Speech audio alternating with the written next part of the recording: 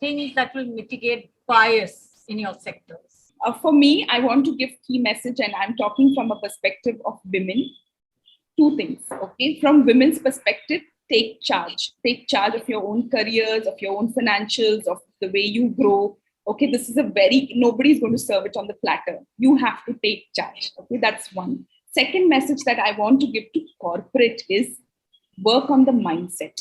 Do not work on periphery. Do not work on the outside, but inside, how you think about it. And as I mentioned earlier, how do you think in the critical situation? Are you working on the mindset of every employee, right from top to the bottom, right? Are we working on the mindset to have an environment which is inclusive, of creating an ecosystem for all kind of human beings? So these are two key messages that I wanted to give here. Yeah, I want to tell women especially that when something goes wrong, please talk about it. Come out and talk. I've started a little group called the Empathy Group, where our tagline is share, support, and survive. Because if you don't, silence is equal to death. That's what I want to say. I think financial independence is non-negotiable. Any woman who's financially independent, you'll see there's a lot less stress in her life, and subjugation is very little.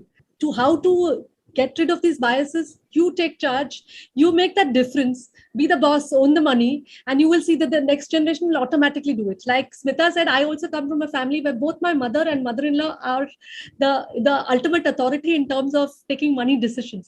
For me, it comes naturally. Luckily, my mother-in-law also is, otherwise we'd have had marital problems because husband wouldn't have understood how this goes, So I think that's the only way to mitigate the bias. So I think I can think of two things. One is with the lawyers in the organization, we always make the message very clear that they come first. So if there's any incident of misbehavior at the hands of a client, at the hands of anybody external, they're encouraged to push back, and we will support them, and we will never actually side with the client versus the lawyer.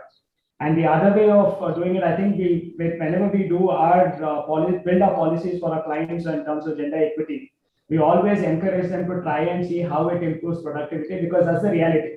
Bias is stupid.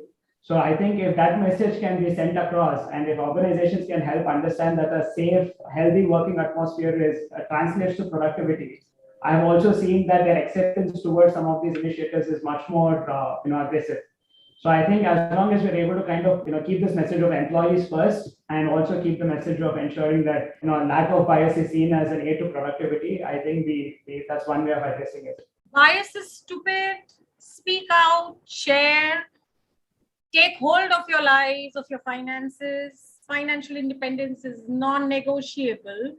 Work on the mindsets, and that includes even us. We are no different because we perpetuate those mindsets. I think we've got some very diverse, very interesting, and very deep thought, all unified, that we need to be inclusive, we need to work towards our well-being.